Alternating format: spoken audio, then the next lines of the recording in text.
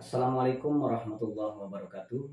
Saya bernama Sahilan, salah seorang guru pendidikan agama Islam dan budi pekerti di SMK Negeri 1 Subang. Dalam kesempatan ini saya akan sedikit menjelaskan dan juga menerangkan tentang materi berpikir kritis dan mencintai ilmu pengetahuan yang diambil dari kelas 11 untuk tingkat SMA. Dalam kesempatan ini tidak begitu rinci pembahasannya, hanya mengambil secara garis besarnya atau secara singkatnya saja tentang materi-materi yang berkaitan dengan berpikir kritis dan mengembangkan ilmu pengetahuan, atau bisa kita sebut dengan IPTEK, ilmu pengetahuan dan teknologi. Baiklah saudara-saudara, dalam kesempatan ini yang pertama kita bahas dulu tentang berpikir kritis. Apa itu berpikir kritis? Nah, kita simak penjelasan berpikir kritis berdasar dari apa. Bagi kita umat Islam, itu ada dasar bagaimana kita cara berpikir kritis. Yakni dalam apa? Dalam umat Islam kita berpangku dan juga kita berpegang kepada Al-Quran. Yakni konteks berpikir kritis itu dijelaskan dalam Al-Quran surat Ali Imran ayat 190 dan 191.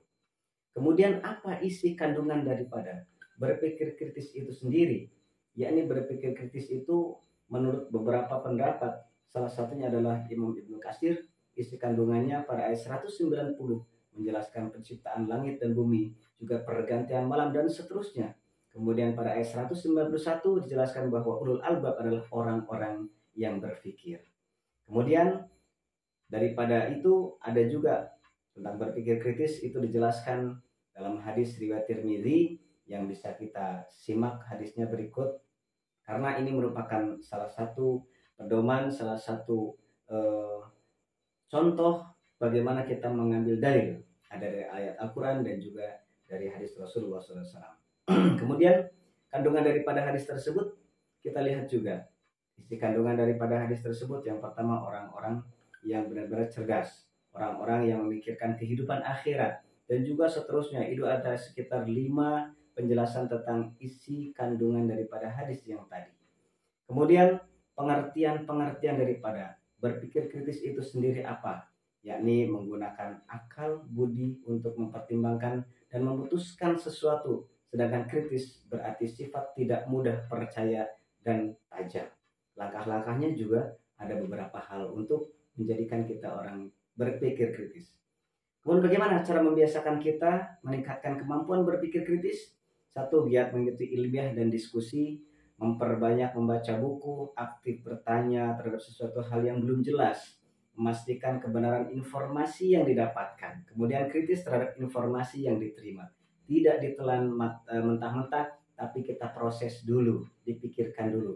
Nah, itulah yang disebut dengan berpikir kritis. Jadi tidak mentang-mentang kita mendapatkan informasi, kemudian kita telan matang-matang atau telan bulat-bulat istilahnya gitu ya. Telan mentah-mentah kemudian sampai matang kita telan. Manfaatnya apa? Ada beberapa macam manfaatnya, ada 7.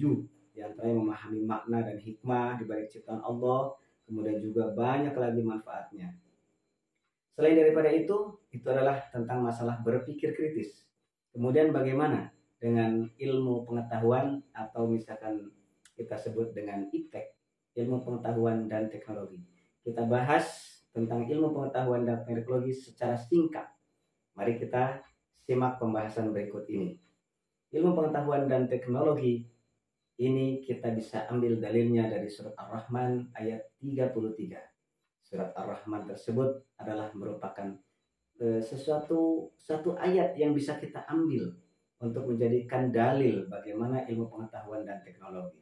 Ya ma'syaral jinni wal insi istata'tum an tanfudu min aqtaris samawati wal ard fanfudu la tanfudu illa bisultan. Nah, itu adalah satu pondasi ya dari ayat tersebut, surat Ar-Rahman ayat 33 tadi. Apa isi kandungan daripada ayat surat Ar-Rahman ayat 33 tadi?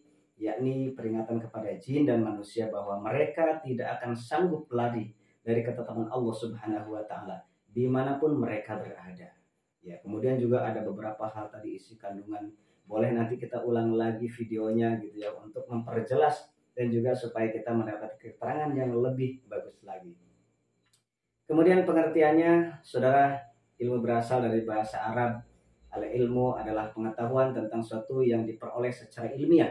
Kemudian apa teknologi? Adalah hasil dari penerapan ilmu pengetahuan yang dapat memudahkan manusia beraktivitas. Kemudian dari surat Al-Alaq 1 sampai 5, yakni yang berbunyi Iqra dan seterusnya.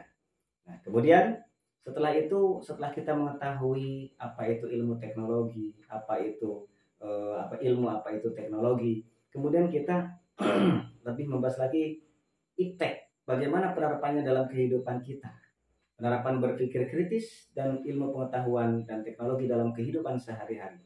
Bagaimana cara kita menerapkannya? Yuk kita simak bareng-bareng. Contoh perilaku dan sikap kritis. Cek and recheck terhadap suatu informasi.